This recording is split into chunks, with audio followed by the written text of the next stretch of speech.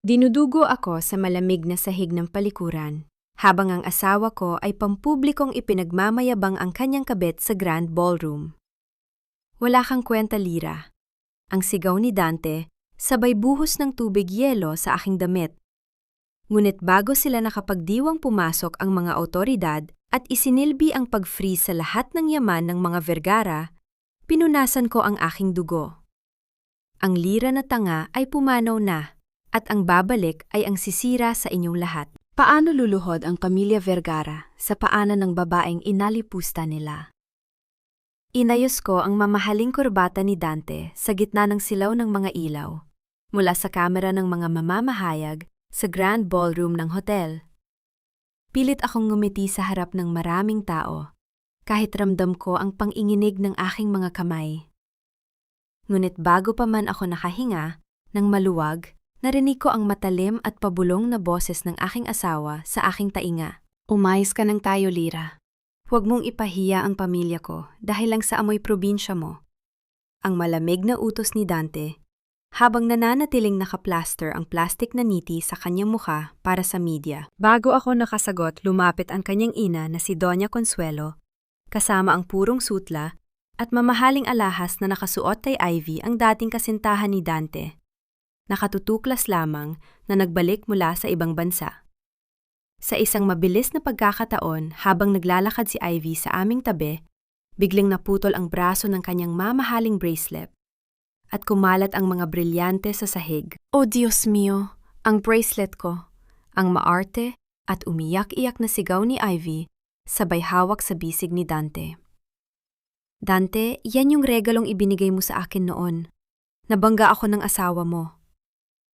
Wala man lang akong ginagawang galaw. Hindi ko man lang nasagi ang kanyang damit. Ngunit bago pa man ako nakapagsalita upang idepensa ang aking sarili, mabilis na humarap sa akin si Dante. Ang kanyang mukha ay pinalitan ng matinding poot at panggigipit. Ano ba naman yan, Lira? Napaka-imposible mong maging maingat? Ang pampublikong sigaw ni Dante na nakatawag ng pansin ng buong silid. Dahil sa kakulangan mo sa edukasyon at asal, pati gamit ng ibang tao na sisira mo. Nakakahiya ka. Kinuha ni Dante ang isang baso ng tubig na may maraming yelo mula sa tray ng dumadaang waiter. Sa harap ng daan-daang bisita mula sa mataas na lipunan ng Maynila, walang alinlangan niyang ibinuhos ang malamig na tubig sa mismong dibdib ng aking suot na ginituang gown. Gumuhit ang malamig na likido sa aking balat. Ngunit ang mas masakit ay ang halahak at bulungan ng mga taong nakapaligid sa amin. Magpalami ka muna sa palikuran, ang pinalasabi ni Dante, bago inakay si Ivy palabas ng lupon ng mga tao. Huwag kang lalabas doon hanggat hindi natatapos ang okasyong ito. Pilit kong itinayo ang aking ulo, kahit na ang lamig ng tubig ay bumaon sa aking mga buto. Ngunit hindi lamang ang tubig ang nagdulot ng sakit. Sa ibabang bahagi ng aking tiyan, naramdaman ko ang isang matinding kirot, isang pilit na pumipilipit sa aking kaibuturan. Unti-unti akong gumapang at lumakad patungo sa pinakamalapit na VIP restroom. Isinarado ko ang pinto at doon ako napaluhod sa malamig na platpormang marmol. Nang itinaas ko ang basang laylayan ng aking gown, nanlamig ang buo kong pagkatao. May malamig at siksik na dugo na dumadaloy sa aking mga hita. Doon ko natanto ang pinakamasakit na katotohanan. Ang 3 linggong pagkahilo at pagkasira ng aking tiyan na inakala kong simpleng sakit lamang ay ang buhay ng aking unang anak. Isang sanggol na nais ko sanang ipagmalaki kay Dante ngayong gabi. Isang sanggol na naging saksi sa pambubugbog at pampublikong pag-alipusta ng sarili nitong ama bago man lang ito nakahinga sa mundo. Bago pa man lumabas ang ungal ng dusa mula sa aking lalamunan, mabilis na bumukas ang pinto ng palikuran. Hindi mga doktor o nurse ang pumasok, kundi ang aking sariling mga magulang ina na si Doña Carmen at ama na si Don Hector, kasama si Doña Consuelo. Lira, ano, tong kagaguhan na ginagawa mo? Ang galit na singhal ng aking ina habang nakatingin sa akin na nakaluhod sa sahig. Bakit ka nakahiga dyan? Bangon nakakahiya ka kay Doña Consuelo. Pati ba naman sa party ng mga Vergara, magpapasikat ka ng pagkadrama mo? Nay, Ang nanunuyo kong boses habang nakaturo sa dugo sa sahig. Dinudugo ako. Ang anak ko. Si Dante. Tumahimik ka. Ang mabilis na bawas ng aking ama na si Don Hector. Sumakit lang ang tiyan mo sa kinain mong pagkain kanina. Huwag kang mag-imbento ng kwento. Para lang kasihan ka ng tao. Makinig ka sa amin. Bumalik na si Elena mula sa Amerika. Tapos na ang papel mo rito. Inihagis ni Doña Consuelo ang isang mamahaling envelope sa ibabaw ng basang counter ng sink. Ito ang 80 milyong piso, ang malamig at formal na pahayag ng aking biyenan. Pirmahan mo ang deed of non-disclosure at ang waiver na ito. Aalis ka sa Maynila ngayong gabi rin. Si Elena ang tatayo sa tabi ng anak ko bukas sa board meeting. Ayaw namin ng basurang tulad mo na nakasira sa pangalan ng mga Vergara. Masyado ka ng maraming nalamang lihim sa kumpanya. Inabot ng aking ama ang ballpen at pilit na ipinadikit ito sa aking nanginginig na mga daliri. Pirmahan mo na, Lira, ang banta ng aking ama habang ang kanyang mga mata ay pumatok sa pera. Huwag kang walang utang na loob. Kami ang nagpalaki sa'yo. Ang perang ito, ang pambayad sa ospital at edukasyon ng kapatid mong si Junjun. Huwag kang maging makasarili. Utang na loob. Ang dalawang salitang iyon ang naging tanikela na pumulupot sa aking leeg sa loob ng 3 taon. Ipinagpalit ko ang aking pangalan, ang aking mukha at ang aking kalayaan para lang maging panghalili sa aking kambal na si Elena. Ginawa ko ang lahat ng mga audit reports at financial na computation ni Dante upang manatili siyang matagumpay sa mata ng lipunan. At ngayon, habang nawawala ang dugo ng aking anak, sa marmol na sahig, ang perang kapalit ng aking buhay ay gagamitin pa rin para sa kanila. Sa gitna ng suffocating trap at ng kataksilang ito, may isang bagay na pumatok sa aking dibdib. Ang luha sa aking mga mata ay unti-unting natuyo. Ang panghinginig ng aking katawan ay napalitan ng isang kakaibang malamig na katahimikan. Tumingin ako sa salamin. Ang babaeng nakikita ko doon, ang Lira na tanga, ang Lira na nagmamakaawa para sa kaunting pagmamahal ay pumanaw, nakasabay ng aking nawalang sanggol sa gabing ito. Iminulat ko ang aking mga mata at tiningnan ang 3 taong nakatayo sa aking harap. Walang luha, walang sigaw. Isang malamig at maikling ngiti ang lumitaw sa aking mga labi na nagdulot ng bahagyang pagtatakas sa mukha ni Doña Consuelo. Dahan-dahan kong inilagay ang aking pirma sa bawat pahina ng dokumento, 80 milyon. Ang mahina, ngunit malinaw kong boses na parang hiwa ng kutsilyo sa hangin. Masyadong mura para sa 3 taong pagpapanggap na ginawa ko para sa anak mo, Doña Consuelo. Pero sapat na ito para pambili ng mga kabaong ninyo sa hinaharap. Napatigil ang aking ina sa aking sinabi. Kinuha ko ang mamahaling panyo ng pamilya Vergara sa ibabaw ng counter. Pinunasan ko ang dugo sa aking binti at pagkatapos ay diretso ko itong itinapon sa mukha ng basurahan sa tabi ng aking biyenan. Tinanggal ko ang diamond wedding ring sa aking daliri at inilagay ito sa tabi ng basong may naiwang yelo. Tumayo ako ng diretso. Kahit baso ang aking damit at masakit ang aking tiyan, inayos ko ang aking buhok ng may buong dignidad. Mabilis akong lumakad, palabas ng palikuran nang hindi man lang tumitingin sa kanila. Nang makalabas ako sa pinto sa likod ng hotel, inilabas ko ang aking personal na cellphone mula sa maliit na bag.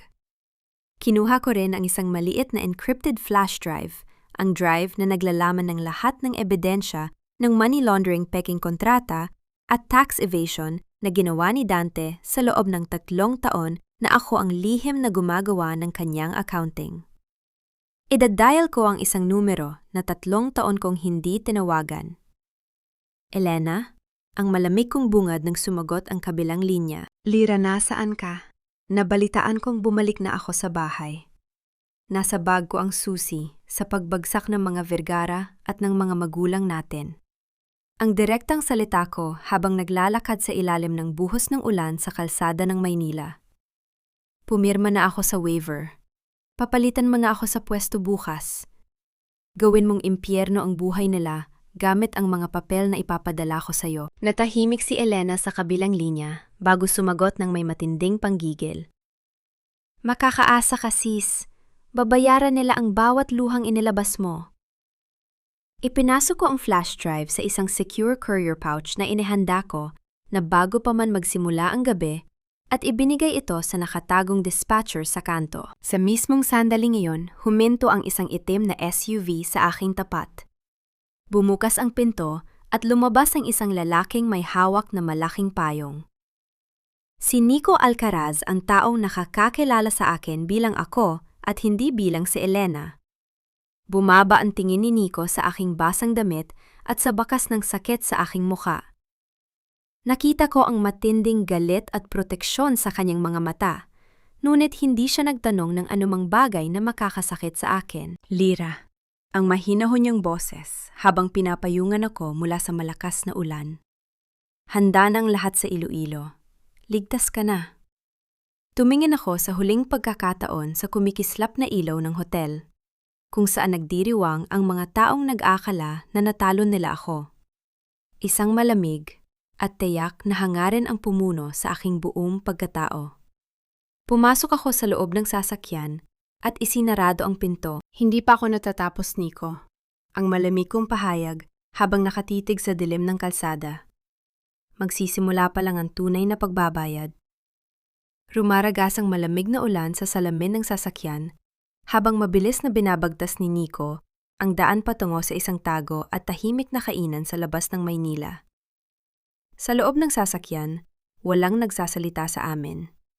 Ang tanging naririnig lamang ay ang pantay at mabigat kong paghinga habang nahahawak ako sa aking tiyan. Ipinatag ni Nico ang aircon ng sasakyan at kumuha ng isang malinis na kuumot mula sa likod upang itakip sa aking nanginginig na mga balikat. Walang maraming tanong. Walang panghuhusga. Ang kanyang mga mata ay nakatuon lamang sa kalsada. Ngunit, ang bawat galaw niya ay puno ng pag-aalala. Pumasok kami sa isang pribadong silid sa likod ng kainan. Doon nakatayo ang aking kambal na si Elena. Nang makita niya ang aking namumutlang mukha, ang aking basang buhok at ang bakas ng dusa sa aking mga mata, mabilis na tumakbo si Elena at niyakap ako ng mahigpit. Lira, patawarin mo ako. Ang basag na boses ni Elena habang umagos ang mga luha sa kanyang pisingi. Patawarin mo ako dahil naging duwag ako 3 taon ang nakalipas.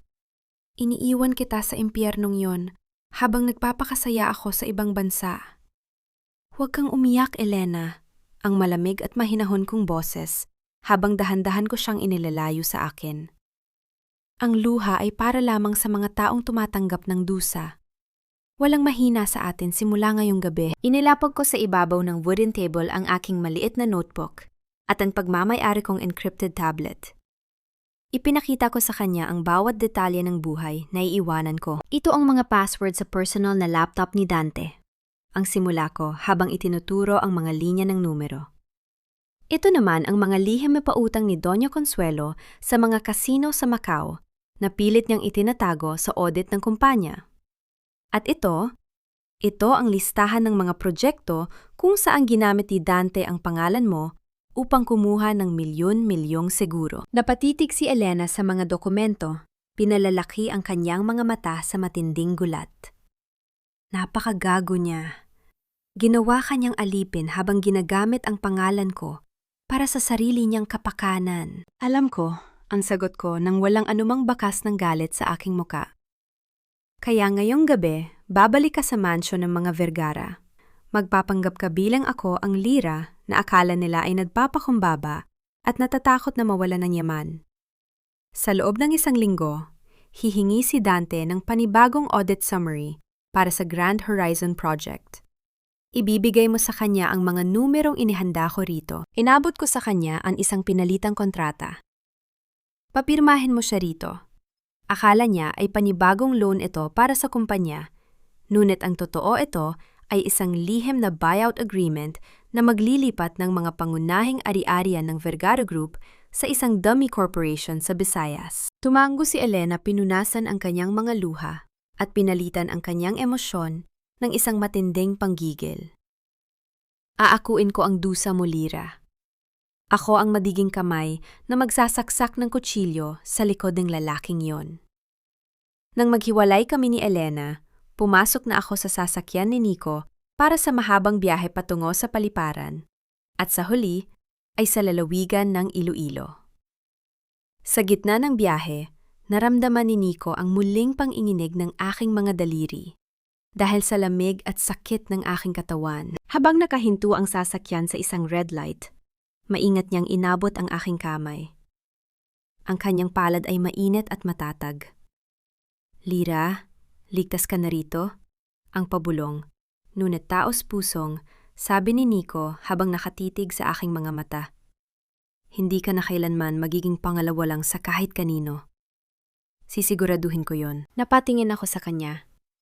Sa unang pagkakataon, napansin ko ang isang mahabang pilat sa kanyang leeg na patungo sa kanyang balikat, isang bakas ng nakaraan na mabilis niyang itinago sa pamamagitan ng pag-aayos ng kanyang kwelyo nang maramdaman niyang nakatitig ako. Hindi ako nagtanong.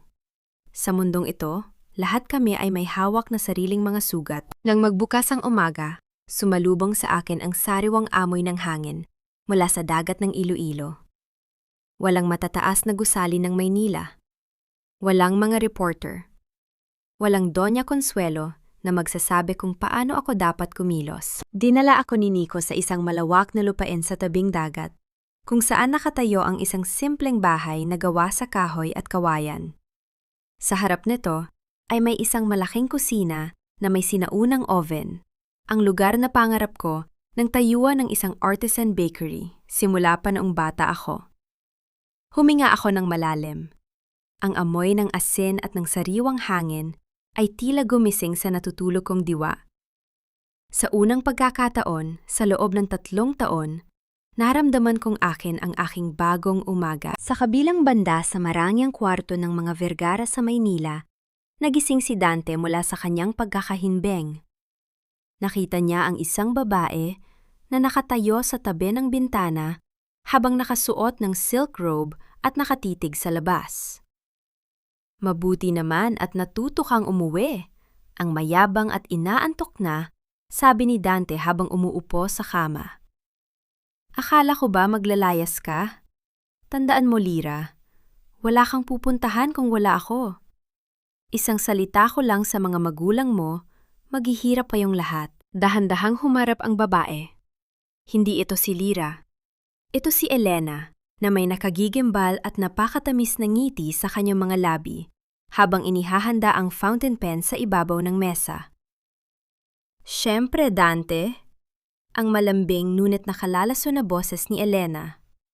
Sanay naman akong sumunod sa'yo, lalo na sa mga kontratang kailangan mong pirmahan na yung umaga para sa kumpanya. Walang alinlangan na kinuha ni Dante ang pen at pinalagdaan ang kanyang pangalan sa mga papeles nang hindi man lang binabasa ang nilalaman buong buo ang tiwala na ang Lira na kanyang inalipusta ay nananatiling tanga at sunod-sunuran. Pagkalipas ng ilang oras sa Iloilo, habang nakaupo ako sa tapat ng wooden table at umiinom ng mainit na kape, biglang nag-vibrate ang aking telepono. Isang mensahe mula kay Elena ang lumitaw sa screen. Nagsimimula na ang pain. Pumirma na si Dante sa unang peking investment contract na inihanda mo. Hawak na natin ang leeg niya. Puno ang buong silid ng amoy ng bagong hurnong ensaymada na tutunaw na mantikilya at tostadong trigo. Sa loob lamang ng 2 buwan, ang maliit na kubo sa tabi ng dagat ay nagbago naging kusina ni Lira, isang sikat na artisan bakery sa Iloilo na dinarayonan ng mga residente at turista mula sa iba't ibang bayan. Hindi lamang ako, simpleng nagbebake. Ginamit ko ang aking kaalaman sa accounting at management upang ayusin ang supply chain ng mga lokal na magsasaka sa Panay. Mabilis kong napababa ang gastos sa produksyon habang pinananatili ang mataas na kalidad ng pagkain. Inilagay ni Nico ang isang mainit na basong kape sa tabi ng aking talaarawan kung saan nakasulat ang mga benta sa buong araw. Kape muna, Lira, ay nakangiting sabi ni Nico, habang pinupunasan ang harina sa kanyang mga kamay matapos tumulong sa pag-ayos ng mga kahoy na mesa. Ikaw naman ang magpasilbi sa sarili mo ngayon. Sobra-sobra na ang naibenta mo ngayong umaga. Tumingin ako sa kanya at dahan-dahang numiti. Sa loob ng 3 taon sa mansyon ng mga Vergara, hindi ako nakaranas na pagmeryendahin ng kahit sino. Doon ako ang nagluluto, ako ang naglilinis, at ako ang sinisigawan kapag malamig ang sabaw. Ngunit dito, kasama si Nico. Pinalilibutan ako ng respeto na matagal nang ipinagkait sa akin. Sa kabilang dako sa maingay at abalang lungsod ng Maynila, nagkakagulo ang punong tanggapan ng Vergara Group. Nakatayo si Dante sa gitna ng kanyang malaking opisina, pulang-pula ang muka, habang ipinaghahagis ang mga papeles sa ibabaw ng mesa sa harap ng kanyang mga accountant. Bakit hindi balance ito? Ang galit na sigaw ni Dante. Bakit nagkaroon ng kulang na 20 milyon sa cash flow para sa Grand Horizon Project noong si Lira ang humahawak ng mga numerong ito? 2 oras lang ang kailangan para maayos ang lahat. Sa sulok ng opisina nakaupo si Elena na nakasuot ng mamahaling gown. Umiinom siya ng tsaa habang idinidipa ang kanyang mga binti ganap na nagpapatanga-tanga sa harap ng kanyang asawa. Naku, Dante, pasensya ka na. Ang malambing ngunit nakalolokong sabi ni Elena. Baka nawala lang sa isip ko yung mga formula. Baka kailangan mong magpasok ng panibagong pondo mula sa personal mong account para matakpan yung kulang. Pondo saan ako kukuha ng pondo? Ang sigaw ni Dante habang pilit na hinahawakan ang kanyang ulo.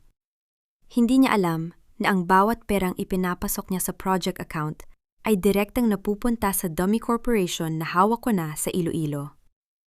Habang nagpapatuloy ang kaguluhan sa Maynila, nagtatrabaho ako sa likod ng rehistro ng pera sa aking bakery. Biglang nag-vibrate ang aking personal na telepono. Nang tingnan ko ang screen, lumitaw ang pangalan ng aking ama, si Don Hector. Inilagay ko ang telepono sa speaker mode at ipinagpatuloy ang pagbibilang ng mga papel na pera mula sa benta. Lira, ang garalgal at galit na boses ng aking ama mula sa kabilang linya. Nabalitaan namin ng nanay mo na nagbukas ka raw ng sikat na negosyo dyan sa Iloilo. Bakit hindi ka nagpapadala ng pera sa amin? Ang kapatid mo si Junjun kailangan ng panibagong allowance para sa kanyang pag-aaral. Napakawalang utang na loob mo, talagang anak. Sumunod ang boses ng aking ina na si Doña Carmen sa background. Ipadala mo rito ang kalahati ng benta mo buwan-buwan. Obligasyon mo yan sa pamilya. Tahimik akong napatigil sa pagbibilang. Walang sigaw, walang luha. Isang malamig na hininga lamang ang aking pinakawalan. Bago ako nagsalita sa telepono, gamit ang isang boses na puno ng kapangyarihan at lohika. Don Hector, Doña Carmen, ang mahinahon kong simula. Nagbayad na ako ng 80 milyong piso sa inyo, kapalit ng 3 taong buhay na ninakaw ninyo sa akin. Ang utang na loob na paulit-ulit ninyong ipinapangmukha ay nabayaran ko na kasama ng dugo ng anak kong namatay dahil sa kasakiman ninyo. Natahimik ang kabilang linya sa aking sinabi. Mula ngayong araw, ang pagpapatuloy ko habang nakatitig sa kawalan. Kapag tumawag pa kayo sa numerong ito upang manghingi ng pera, ipapasa ko sa pambansang pulisya ang mga lumang resibo ng panggagatas ninyo sa akin para sa kasong extortion at coercion. Subukan niyo ako. Ano anak ka namin, walang hiya ka? Ang pilit na hirit ng aking ama. Ngunit bago pa man niya matapos ang kanyang salita, mabilis kong pinindot ang button upang patayin ang tawag at formal na i-blocked ang kanilang numero magpakailanman. Isinarado ko ang lalagyan ng rehistro ng pera. Ang patag at bakal na tunog ng pagsasara nito ay sumisimbolo sa aking ganap na kalayaan sa pananalapi mula sa pamilyang pumatay sa aking nakaraan. Lumapit si Nico sa akin habang may hawak na isang folder ng mga legal na dokumento. Lira, may pumasok na panibagong investor para sa expansion ng kusina ni Lira. Ang sabi ni Nico habang iniaabot ang papel. Gusto nilang magpasok ng 50 milyong piso para makapagtayo-tayo ng 3 panibagong branch sa buong Visayas. Ngunit, ang pangalan ng kumpanya ay nakailalim sa isang lihim na holding firm sa Cebu. Kumunot ang aking no. Sino ang may-ari ng holding firm na ito? Humiling si Nico. Ayaw nilang ipasabi ang pangalan, ngunit sinabi nilang isa silang dating kaibigan ng pamilya Sarmiento na gustong makakita sa pagbagsak ng mga Vergara. Bago ko pa man maisip kung sino ang misteryosong investor na ito, bumalik ang eksena sa Maynila. Nakatayo si Dante sa kanyang corner office, umiinom ng whiskey upang palamigin ang kanyang ulo habang ipinagmamayabang sa telepono ang kanyang mga pekeng tagumpay. Biglang bumukas ng malakas ang pinto ng kanyang opisina. 4 na opisyal mula sa Bangko Sentral at mga ahente ng NBI na nakasuot ng pormal na barong ang pumasok ng walang pahintulot. Mr. Dante Vergara, ang pormal na pahayag ng nangungunang ahente habang itinataas ang isang court order. Mula ngayong oras na ito, pormal na naming ipinag-uutos ang pag-freeze sa lahat ng corporate accounts ng Vergara Group dahil sa suspetsa ng malaking tax fraud at hindi maipaliwanag na offshore money transfers batay sa isang anonymous tip na natanggap ng pamahalaan. Nalaglag ang baso ng whiskey mula sa kamay ni Dante at nagkalat ang likido sa kanyang mamahaling sapatos habang napanganga siya sa harap ng mga awtoridad. Nakatayo si Dante sa harap ng malaking bintana ng kanyang opisina habang hawak ang isang baso ng alak. Nakatitig siya sa maulan na kalye ng Maynila Balisa at hindi mapakali dahil sa mga babalang ibinigay ng Bangko Sentral. Kailangan niya ng mabilis na pondo upang mabuksan ang na-freeze niyang mga account. Sa likod niya dahan-dahang lumapit si Elena na patuloy na nagpapanggap bilang ang masunuring lira. Inihain niya ang isang mainit na kape sa mesa at umupo sa tabi nito ng may malambing na ekspresyon. Dante, ang pabulong at malambing na sabi ni Elena habang hinahawakan ang balikat ng kanyang asawa.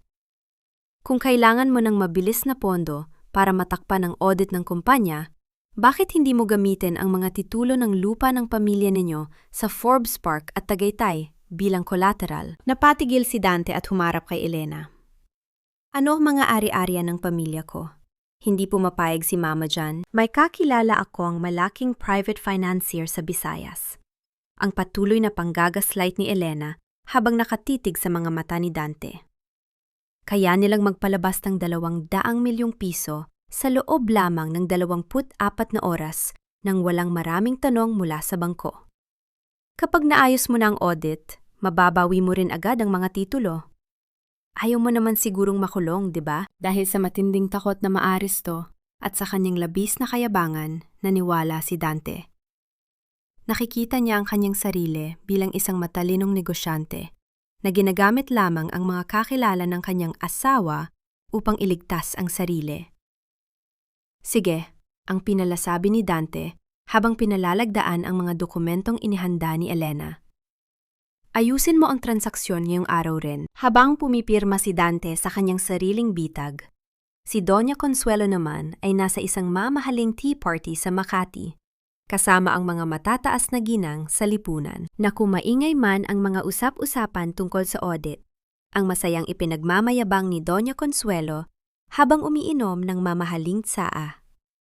Ang aking anak na si Dante ay kasalukuyang nagpapasok ng 500 milyong piso para sa aming pinakamalaking proyekto. Ang mga taong walang pinag-aralan ay kailanman hindi makaiintindi kung paano tumatakbo ang yaman ng mga Vergara. Wala siyang kaalam-alam na sa mga sandaling iyon, ang mismong bahay na kanyang tinitirhan ay ibinebenta na sa ilalim ng isang lihim na kontrata. Sa kabilang dako, lumingon ako mula sa bintana ng aking opisina sa Iloilo nang bumukas ang pinto.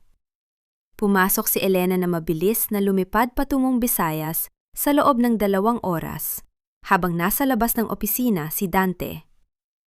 Inilapag ni Elena ang isang makapal na kulay kape na folder sa ibabaw ng aking mesa. Nakuha ko na mula sa lihim na vault ng mga magulang natin, ang sabi ni Elena habang hingal na hingal. Ito ang mga orihinal na titulo ng lupa ng pamilya Sarmiento sa Pampanga na ninakaw ni Papa upang ipangbayad sa kanyang mga utang. Wala na silang anumang hawak sa atin, Lira. Kinuha ko ang mga titulo at hinawakan ang mga ito ng may malamig na kapayapaan sa aking dibdib. Salamat, Elena. Ang natitira na lamang ay ang pampublikong pagbagsak ni Dante. Bago bumalik si Elena sa Maynala, may isa pa siyang binanggit sa akin na nag-iwan ng palaisipan. Nga pala, Lira, nakita ko si Ivy sa lobby ng kumpanya kahapon. Nang marinig niya mula sa mga chismosa na ang pamilya Alcaraz mula sa Iloilo ay nagpupundo sa mga bagong negosyo doon, biglang namutla ang mukha niya. Tila napakalaki ng takot niya sa apelidong Alcaraz. Pagdating ng gabi sa Iloilo, tahimik akong umupo sa isang wooden bench sa tabing dagat. Ang madilim na karagatan at ang malamig na simoy ng hangin ay nagbigay sa akin ng oras upang mag-isip. Naramdaman ko ang paglapit ng isang tao. Dahan-dahang inilagay ni Nico ang kanyang denim jacket sa aking mga balikat upang itago ako sa lamig ng gabi. Umupo siya sa tabi ko, sa isang maingat at iginagalang na distansya. Anong iniisip mo, Lira? Ang mahinahong tanong ni Nico habang nakatitig sa mga alon. Iniisip ko kung paano ako nabuhay ng 3 taon na puno ng takot. Ang sagot ko, habang pinapakinggan ang amoy ng asin at hangin. At kung paano mo ako nahanap muli dito sa Iloilo. Tumingin sa akin si Nico. Ang liwanag ng buwan ay sumasalamin sa kanyang mga mata na puno ng tapat na pagmamahal. Hindi kita hinanap, Lira. Hinihintay lang kita. Alam kong babalik at babalik ka sa tunay mong sarili kapag nawala na ang mga taong umaabuso sa'yo. Inalala ko ang binanggit ni Elena tungkol kay Ivy. Nico, kilala mo ba si Ivy? Bakit tila natatakot siya kapag naririnig ang apelido ninyo? Napatigil si Nico. Isang mabilis na pagdilim ng kanyang ekspresyon ang lumitaw sa kanyang mukha bago ito muling napalitan ng isang malambot na ngiti. Dahan-dahan niyang inayos ang jacket sa aking balikat. Isang lumang kwento na lang yon sa Maynila, Lira. Ang mahalaga ngayon ay ang kasalukuyan mo. Hindi kita hahayang saktan muli ng kahit sino sa kanila. Hindi na ako nagtanong pa. Ngunit alam kong may mas malalim pang lihim ang pamilya Alcaraz na magiging huling pako sa kabaong ng aking mga kaaway. Pagkalipas ng hating gabi sa Maynila, sa loob ng madilim na opisina ng Legal Counsel ng Vergara Group, mabilis na binabasa ng punong abogado ang mga huling dokumentong pinalagdaan ni Dante ngayong hapon. Habang binubuksan niya ang huling pahina ng Master Collateral Clause, nanginginig ang kanyang mga daliri. Dali-dali niyang ideal ang numero ni Dante. Mr. Vergara, ang takot at garalgan na sigaw ng abogado sa telepono habang napapanik. Nasaan ka?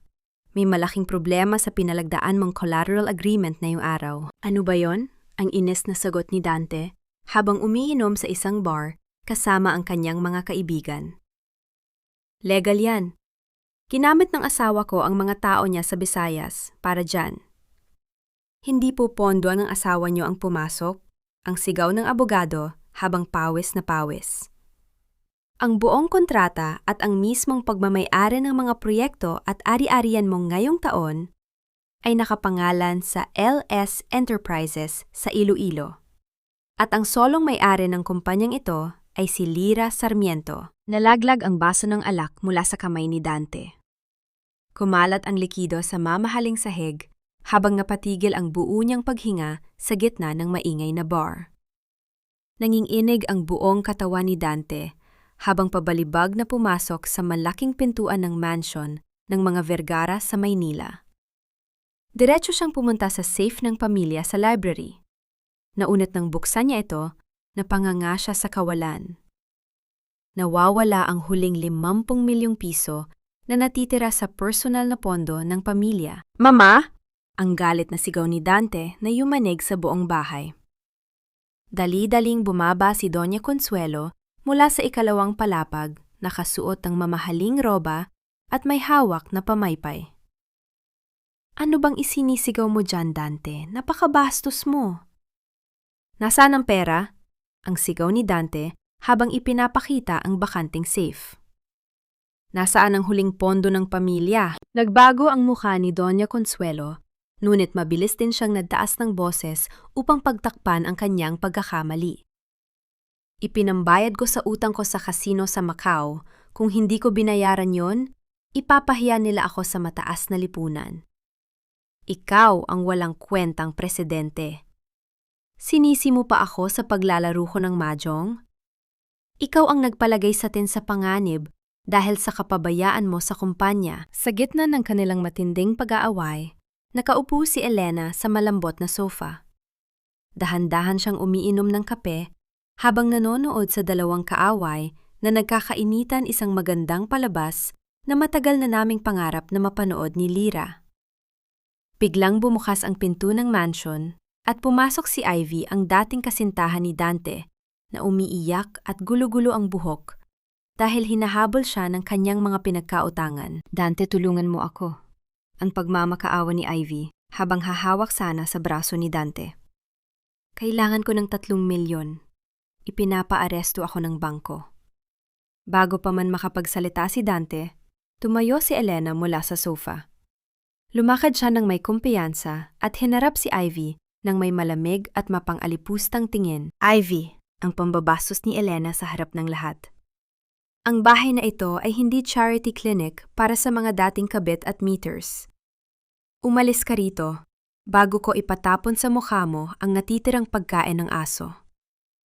Inakay ni Elena si Ivy sa braso at pabalibag itong itinulak palabas ng bakal na gate ng mansion sa harap ng maraming kapitbahay. Hindi pa man nakababalik si Elena sa loob, dumating naman ang aming mga magulang ina na si Doña Carmen at ama na si Don Hector.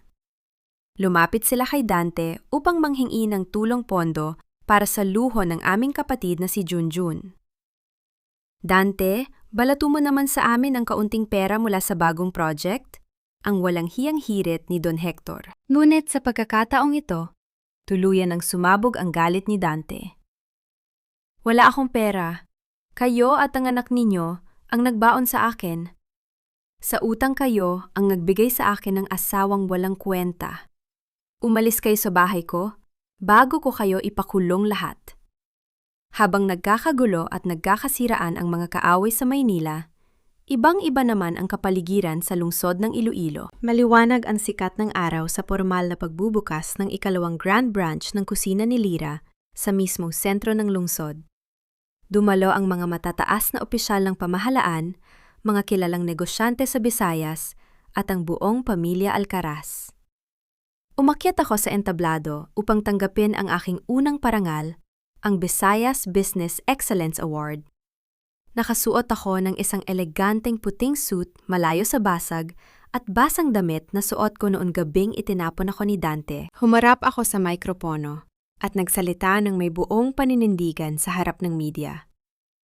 Inaalay ko ang parangal na ito sa bawat babaeng sinabihang wala silang halaga kung wala ang kanilang mga asawa. Ang simula ko habang nakatitig sa kamera. Ako si Lyra Sarmiento at ako ang solong may-ari ng aking negosyo, ng aking pangalan at ng aking buhay. Nagtatagumpay ang palakpakan sa buong bulwagan. Sa gitna ng mga tao nakatayo si Nico na may malawak na ngiti at luha ng pagmamalaki sa kanyang mga mata.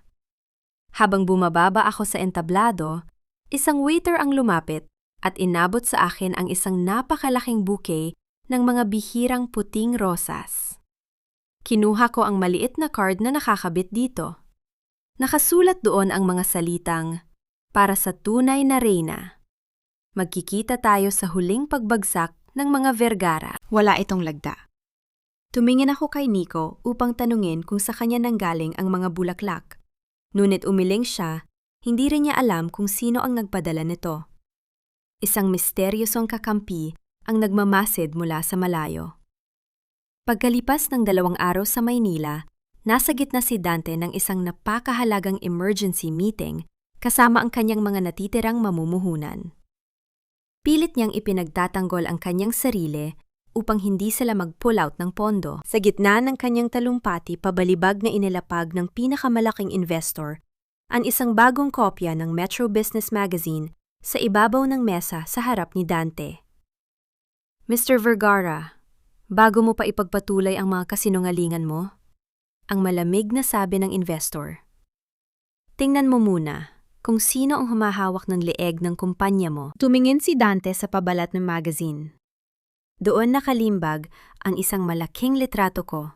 Maganda, makapangyarihan, at may kumpiyansa sa sarili, kasama ang malaking pamagat. Lira Sarmiento, ang Visayas rising business icon at solong may-ari ng LS Enterprises na humahawak sa mga ari-arian ng Vergara Group. Napatitig si Dante sa aking mukha sa magazine.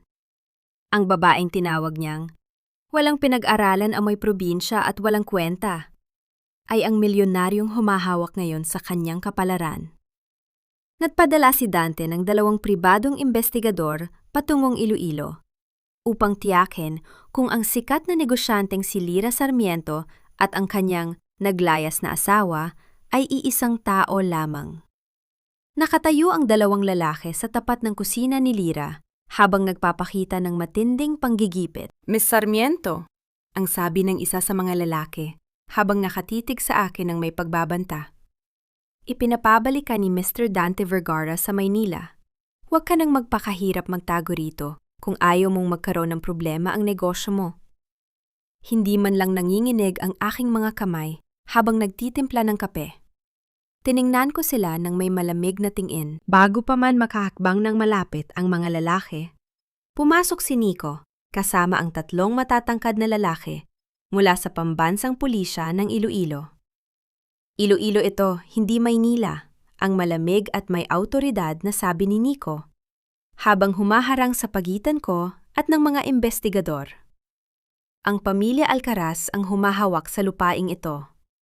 Isang hakbang pa ninyo pabalik sa babaeng yan, sisiguraduhin kong hindi na kayo makababalik ng buhay sa amo ninyo. Dahil sa matinding takot sa impluwensya ng pamilya Alcaraz sa Visayas, mabilis na tumakbo palabas ng bakery ang 2 tauhan ni Dante nang walang nakuha kahit ano.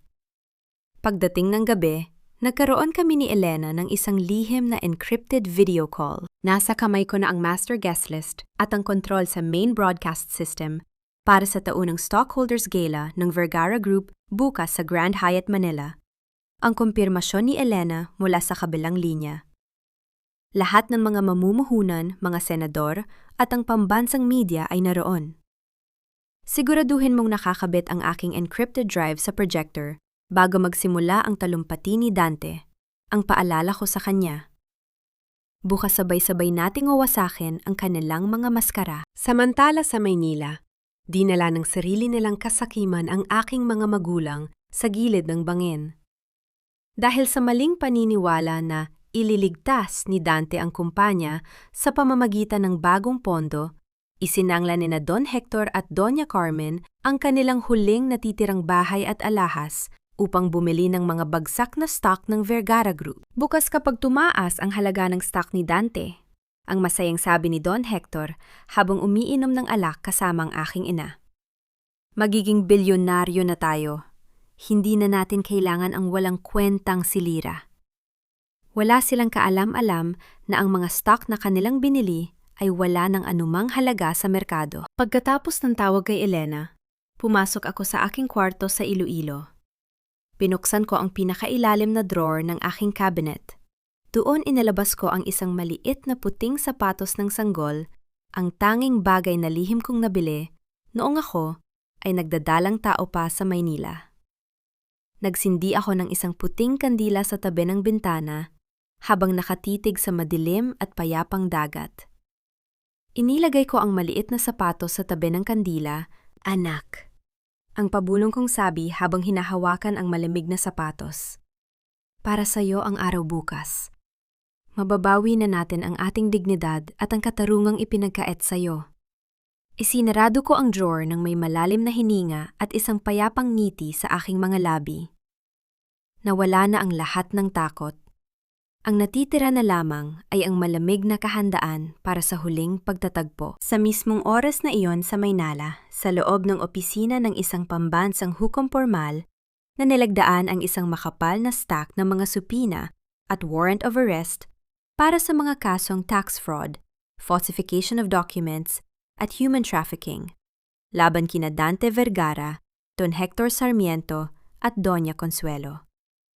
Inabot ng hukom ang mga papeles sa pampublikong tagataguyod ng katarungan.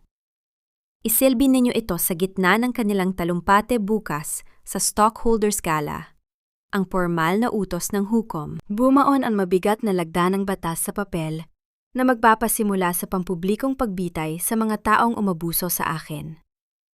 Puno ng kumikislap na mga ilaw, mamahaling pagkain at malalaking tao sa lipunan ang Grand Ballroom ng Grand Hyatt Manila para sa taunang Stockholders Gala ng Vergara Group. Nakatayo si Dante sa gitna ng entablado, nakasuot ng mamahaling tuksido at may hawak na baso ng alak. Nakangiti siya ng may labis na kayabangan sa harap ng pambansang media at ng mga mamumuhunan. Ngayong gabi, ang buong pagmamayabang na talumpati ni Dante sa mikropono. Formal kong inaanunsyo ang bagong yugto ng tagumpay ng Vergara Group. Ang aming kumpanya ay mananatiling pinakamatagumpay sa larangan ng real estate sa buong bansa.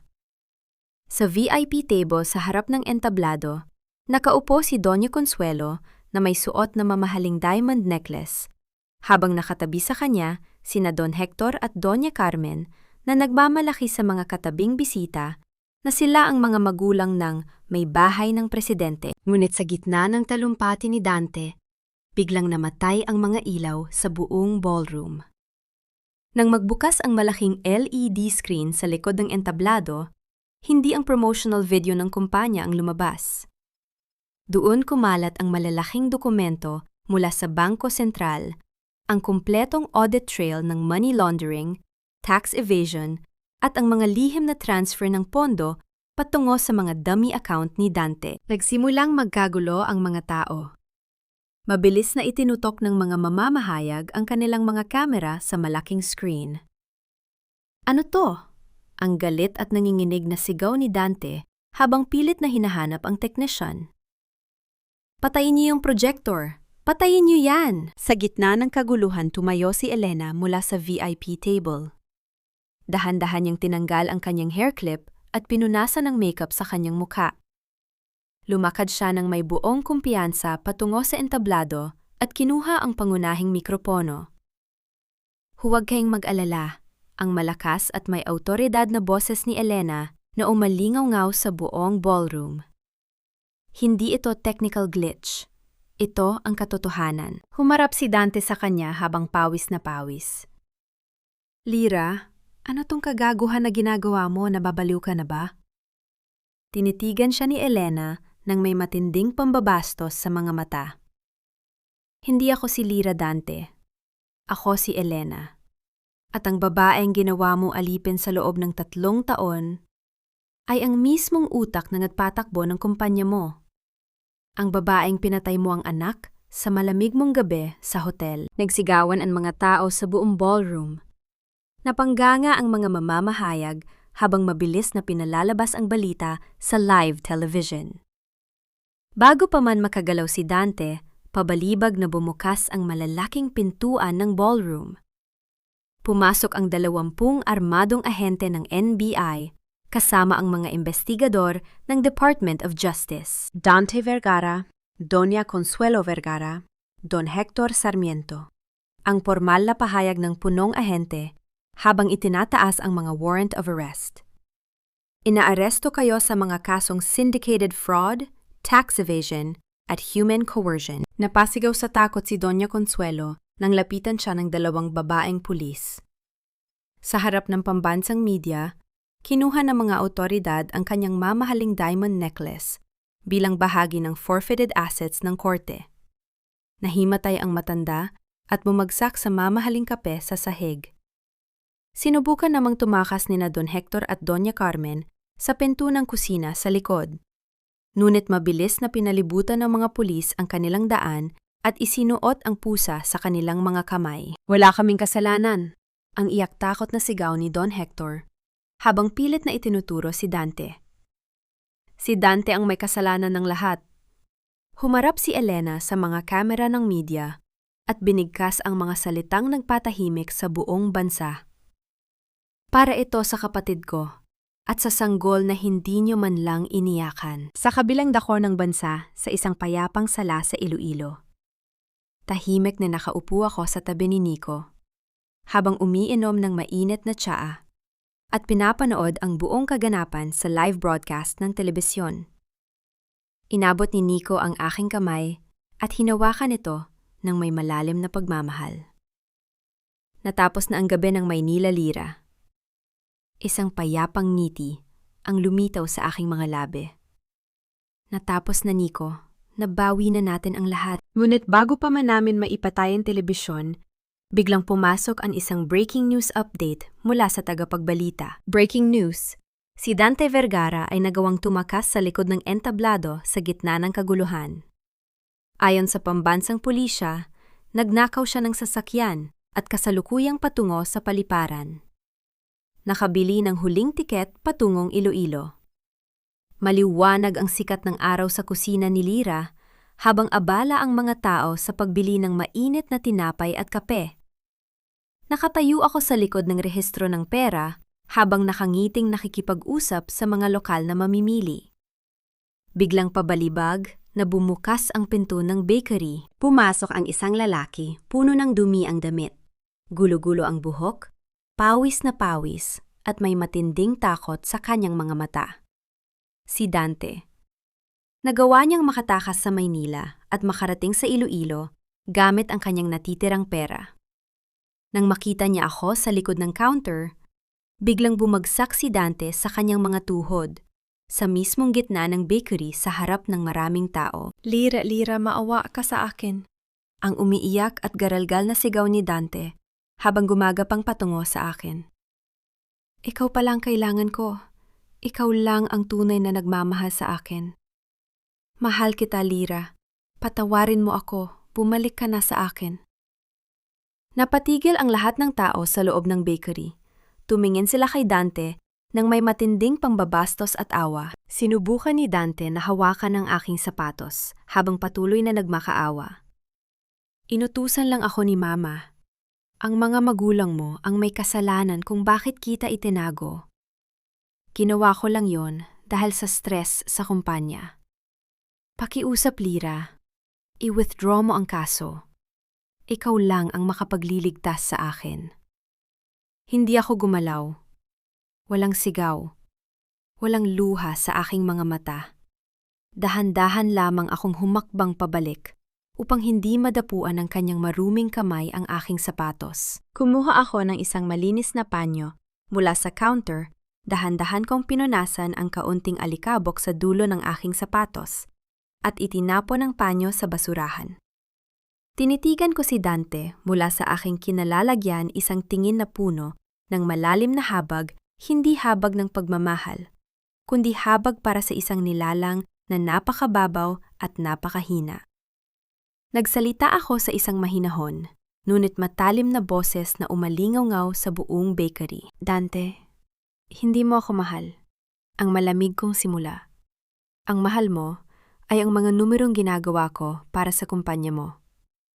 Ang mahal mo ay ang kakayahan kong iligtas ka mula sa sarili mong kabobohan.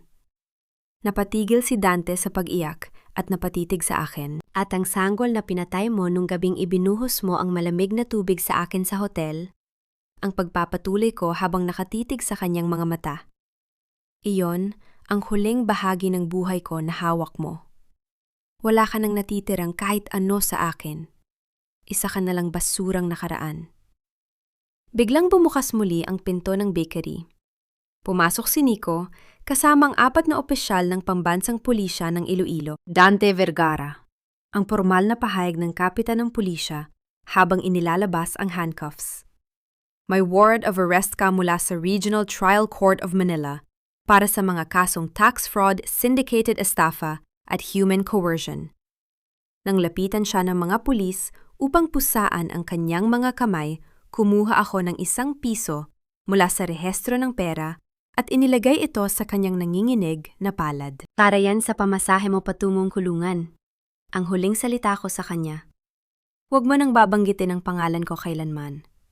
Kinaladkad si Dante palabas ng bakery habang umiiyak at nagwawala sa harap ng mga kamera ng mga lokal na mamamahayag na nag-aabang sa labas. Bago pa man siya isakay sa sasakyan ng pulis, Sumigaw si Dante kay Nico nang may matinding galit. Akala mo ba panalo ka, Alcaraz? Kilala ka ni Ivy. Alam niya kung anong ginawa mo noon? Tumingin si Nico sa kanya nang may kumpletong kapayapaan sa mukha. Nasa nakaraan ka na, Dante. Wala ka ng kapangyarihan. Pabalibag na isinarado ng pulis ang pinto ng sasakyan na nagtapos sa kabanata ni Dante sa aking buhay magpakailanman. Pagkalipas ng ilang oras mayang hapon, formal na dumating ang isang courier mula sa korte sa Maynila. Inabot sa akin ang opisyal na dekreto ng Regional Trial Court. Formal nang ipinalawalang bisa ang kasal ko kay Dante Vergara at ang lahat ng ari-ariang nabawi mula sa pamilya Sarmiento ay formal nang naibalik sa ilalim ng aking tunay na pangalan, Lyra Sarmiento. Lumalabas sa pambansang balita ang formal na sentensya ng korte sa Maynila. Napanood ko sa telebisyon ang pinal na hatol. Si Dante Vergara ay formal nang nasentensyahan ng 20 taong pagkabilanggo para sa mga kasong syndicated fraud at money laundering. Si Don Hector naman ay nasentensyahan ng 12 taon dahil sa falsification of public documents at forced coercion. Wala ng kapangyarihan ang pamilya Vergara. Nabalitaan din namin na si Doña Consuelo ay nawalan ng lahat ng kanyang yaman at ari-arian dahil sa Asset Forfeiture Act, at ngayon ay nakatira na lamang sa isang pampublikong pasilidad para sa mga nakatatanda sa Maynila, malayo sa maranyang buhay at mataas na lipunan na dating ipinagmamayabang niya. Si Doña Carmen naman ay bumalik sa probinsya upang magtrabaho bilang isang simpleng mananahi para mabayaran ang mga natitirang utang ng aking ama. Nagkaroon ng katarungan ang batas, ngunit ang pinakamahalagang bahagi ng aking paggaling ay ang paglinis sa aking sariling puso. Isang hapon, dumating si Elena sa Iloilo. Nakasuot siya ng simpleng damit, walang mamahaling alahas, at may bitbit na isang maliit na folder ng mga legal na dokumento. Inilapad ni Elena ang folder sa ibabaw ng aking mesa sa bakery. Lyra, ang mahinahon at taos-pusong, sabi ni Elena habang nakatitig sa aking mga mata. Ipinapaubaya ko na sa iyo ang lahat ng natitirang pamana ng pamilya Sarmiento. Hindi ako naparito para humingi ng bahagi sa yaman mo. Narito ako para humingi ng patawad. Dahil sa kaduwagan ko noong iniiwan kita 3 taon ang nakalipas. Tinitigan ko ang aking kambal. Nakikita ko sa kanyang mga mata ang tunay na pagsisisi at ang pagnanais na magbago. Inabot ko ang kanyang mga kamay at hinawakan ang mga ito ng may warmth at kapayapaan. Pinatawad na kita, Elena, ang malambot kong sagot. Pinatawad kita hindi dahil sa obligasyon nating magkapatid, kundi dahil ayaw ko na magdala ng kahit anong bigat o pot ng nakaraan sa aking dibdib. Malaya ka na, at malaya na rin ako. Magkasama kaming pumunta sa nicho ng aming lola sa Iloilo. Nag-alay ng mga puting bulaklak at formal na pinutol ang sumpa ng kasakiman sa aming pamilya. Ginamit ko ang kalahati ng nakuhang settlement money mula sa Vergara Group upang itatag ang Lyra Foundation for Women, isang institusyon sa Visayas na nagbibigay ng tirahan legal na tulong at livelihood training para sa mga kababaihang biktima ng domestic violence at forced marriage. Pagdating ng paglubog ng araw, naglakad kami ni Nico sa dalampasigan. Ang ginituwang liwanag ng araw ay sumasalamin sa malumanay na mga alon ng dagat. Kinuha ni Nico ang isang maliit na kahoy na kahon mula sa kanyang bulsa at inabot ito sa akin. Nang buksan ko ang kahon, nakita ko ang isang simpleng rings na gawa sa isang purong puting perlas mula sa dagat ng Iloilo. Walang mamahaling brilyante ng Maynila, kundi isang tapat at malinis na simbolo ng pag-ibig. Tumingin si Nico sa aking mga mata nang may malalim na paggalang at pagmamahal. Lyra Sarmiento, ang pabulong at taos-pusong tanong ni Nico habang nakahawak sa aking kamay. Handa ka na bang isulat ang kasunod na kabanata ng buhay mo sa sarili mo, ng pangalan at kasama ko? Tumingin ako sa malawak na karagatan at sa unang pagkakataon, naramdaman ko ang kumpletong kapayapaan at kagalakan sa aking puso. Maliwanag ang sikat ng araw sa umaga ng aking kasal. Sa loob ng isang simpleng simbahan sa tabi ng dagat sa Iloilo, inayos ni Elena ang aking puting belo. Walang mamahaling alahas, walang pambansang media, at walang dula-dulaan ng pagpapanggap tunay na kapayapaan, at pag-ibig lamang ang naroroon. Tumingin ako sa salamin. Ang babaeng nakatitig sa akin ay hindi na ang Elena Ja na nakayuko sa mansion ng mga Vergara. Ako, si Lira Sarmiento, isang malayang babae na may sariling pangalan at dignidad. Nang bumukas ang malalaking pintuan ng simbahan, pumasok ang amoy ng hangin mula sa karagatan. Mag-isa akong naglakad sa gitna ng altar. Itinataas ang aking ulo nang may buong pagmamalaki sa sarili. Hindi ko kailangan ng ama na magbibigay sa akin sa kabilang lalaki, dahil ang aking buhay ay ako na ang nagmamay-ari. Sa dulo ng altar, nakatayo si Nico. Nakasuot siya ng simpleng barong Tagalog at may luha ng kagalakan at malalim na paggalang sa kanyang mga mata habang nakatitig sa aking paglapit. Inabot niya ang aking kamay sa harap ng pare. Lira, ang pabulong at taos-pusong sumpa ni Nico sa harap ng Diyos at ng mga saksi. Hindi kita minahal dahil sa yaman mo o sa iyong mukha. Minahal kita dahil sa katatagan ng iyong puso. Ipinangangako kong magiging katuwang mo ako sa bawat pangarap mo, at kailanman ay hindi ko aagawin ang iyong kalayaan. Tumingin ako sa kanyang mga mata ng may malalim na emosyon. Nico, itinuro mo sa akin na ang tunay na pag-ibig ay hindi umaalipin, kundi nagpapalaya. Sa piling mo, nahanap ko ang aking bahay. Sa reception sa tabing dagat, itinaas ko ang aking baso sa harap ng aming mga kaibigan mga tauhan sa bakery at ng mga kababaihan mula sa aking pundasyon. Ang utang na loob ay hindi dapat nagiging tanikala na pumapatay sa ating dignidad. Ang mensahe ko na umalingaw-ngaw sa puso ng lahat. Ang tunay na lakas ng isang babae ay hindi nagmumula sa poot o sa paghihigante, kundi sa lakas ng loob na sabihing, ayoko na, tama na. At sa lakas na buuin ang sarili sa ilalim ng sarili mong pangalan. Sa mismong oras na iyon sa Maynala sa loob ng isang madilim at malamig na selda sa kulungan, nakaupo si Dante sa semento habang nakikinig sa isang maliit na radyo. Inihahatid ang mga larawan mula sa formal na kasal ng Visayas top entrepreneur na si Lira Sarmiento at ni Nico Alcaraz sa Iloilo, ang pahayag ng tagapagbalita sa radyo. Napahawak si Dante sa kanyang ulo at umiyak sa gitna ng kadiliman ng kulungan, isang lalaking nawalan ng lahat dahil sa sarili niyang kasakiman at kayabangan. Paglubog ng araw sa Iloilo, naglakad kami ni Nico sa dalampasigan. Ang amoy ng hangin at ang tunog ng mga alon ay nagbigay ng walang katapusang kapayapaan sa aking dibdib. Inakay ako ni Nico at hinalikan ng maingat ang aking noo. Gino at Ginang Alcaraz? Ang pabulong na sabi ni Nico habang nakatitig sa akin ng may pagmamahal. Ngunit higit sa lahat, ikaw si Lira. Isinandal ko ang aking ulo sa kanyang balikat habang pinapanood namin ang ginito ang liwanag ng araw sa karagatan. Ako ay malaya buo at ganap na nagtatagumpay. Lumipas ang 5 taon, ang pangalang Lira Sarmiento Alcaraz ay naging isang pambansang simbolo ng tagumpay at katatagan para sa mga kababaihan sa buong Pilipinas. Ang kusina ni Lira ay meron ng higit sa 50 sangay sa buong bansa, isang negosyo na nagbibigay ng marangal na trabaho sa daan-daang mga solong ina at mga kababaihang nakatakas mula sa mambubusabos na tahanan. Isang hapon, habang nakaupo ako sa isang pambansang panayam sa telebisyon, itinanong sa akin ng kilalang tagapagbalita ang isang tanong na matagal lang ibig malaman ng publiko.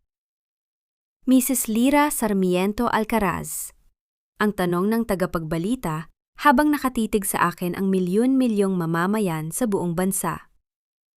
Marami ang nakakaalam ng iyong nakaraan. Pinatawad mo na ba ang mga taong umabuso, nagtaksil at pumatay sa iyong dignidad noon? Isang payapa at may kumpiyansang ngiti ang lumitaw sa aking mga labi. bago ako nagsalita sa harap ng kamera. Hindi ko kinakailangang patawarin ang mga taong hindi kailanman nagbago para makamit ko ang kapayapaan. Ang mahinahon kong sagot. Pinatawad ko ang aking kapatid na si Elena dahil sa kanyang tapat na pagsisisi. Ngunit para sa mga taong umalipin at gumamit sa akin, iniwan ko sila sa kamay ng katarungan at ng batas. Pinalaya ko ang aking sarili noong araw na tumigil ako sa pag-aakalang kailangan kong magdusa para lamang maging isang mabuting anak o asawa. Natahimik ang buong studio sa lalim ng aking mga salita. Ang tunay na kapayapaan, ang pagpapatuloy ko, ay hindi nagmumula sa pilit na pagpapatawad sa mga taong patuloy na sumusugat sa iyo. Ang kapayapaan ay nagmumula sa lakas ng loob na maglagay ng hangganan at sabihing, hindi mo na ako kayang saktan kailanman. Pagkatapos ng panayam, bumalik ako sa aming tahanan sa Iloilo. Sa dalampasigan habang lumulubog ang araw, tumatakbo ang isang 4 na taong gulang na batang babae ang aming anak ni Nico na pinalangahanan naming Esperanza na nangangahulugang pag-asa. Ang kanyang mga halakhak ay tila pinakamagandang musika sa buong mundo.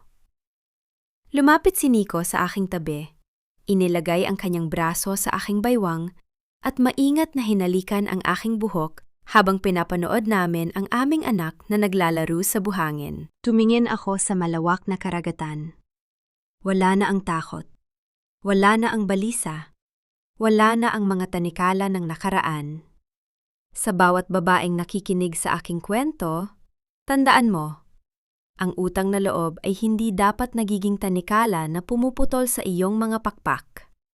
Ang pinakamahalagang utang na loob ay ang utang na loob mo sa iyong sarili na mabuhay ng may dignidad, kalayaan, at tunay na kagalakan. Huwag mong ipagpalit ang iyong pangalan at ang iyong kaluluwa para sa kahit kanino. Sapagkat sa dulo ng pinakamadilim na gabi, ikaw ang may hawak ng sulo upang tanglawan ang iyong sariling tagumpay. Ako si Lyra Sarmiento Alcaraz, at ako ay malaya na magpakailanman.